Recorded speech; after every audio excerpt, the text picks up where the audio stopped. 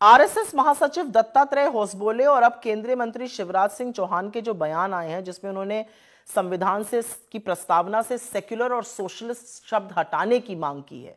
मतलब समाजवादी और धर्मनिरपेक्ष शब्दों से इनको बड़ी चिढ़ है।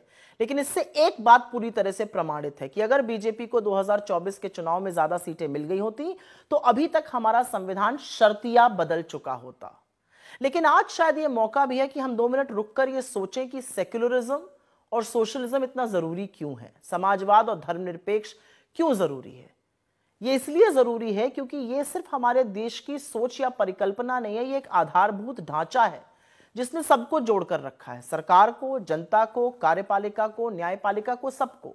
सोशलिज्म जब शब्द जोड़ा गया हमारी प्रस्तावना में, उसका क्या मतलब था? उसका मतलब था कि देश के हर वर्ग के पास समान अधिकार हो, समान हक हो, आगे बढ़ने के, पढ़ने लिखने के, कमाने खाने के, संपत्ति और समृद्धि में संतुलन बने रखने का मतलब सोशलिज्म है।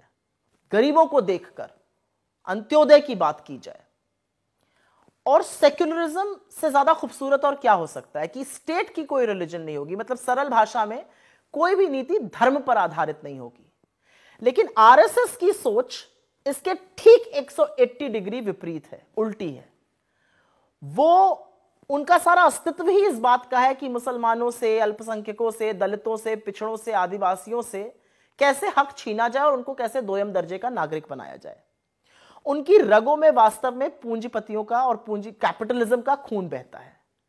उनको बहुत अच्छा लगता है कि एक अडानी है, बाकी सब उनके मजदूर बन जाएं।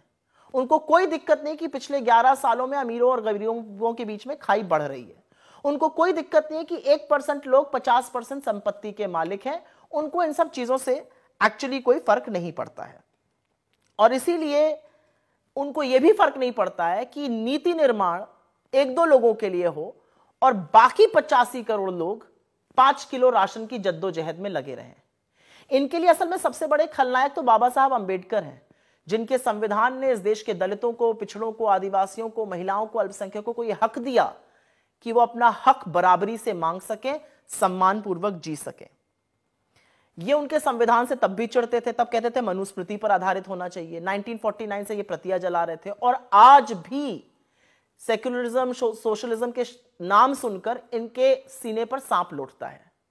असल में नरेंद्र मोदी जी बात बात पर संविधान तो उनको माथे पे लगाना पड़ता है, लेकिन रह रहकर जो दिल की बात है वो भी जुबान पे आ जाती है, क्योंकि इनके दिल में दलित, पिछड़े, आदिवासी, अल्पसंख्यक, महिलाएं मजदूरों की तरह काम करें और ये राजा की तरह राज करें। यही आरएसएस और बीजेपी की असली सोच है।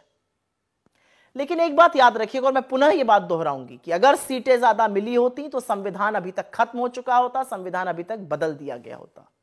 लेकिन एक सच और भी है कि जब तक राहुल गांधी कांग्रेस पार्टी है और जब तक ये सोच है इस देश में कि हम सब बराबर हैं, हम इस लड़ाई को लड़ते रहेंगे। सोशलिस्ट और सेक्युलर संविधान से अलग नहीं हो पाएगा। इसके लिए हमें कोई भी कीमत चुकानी पड़े।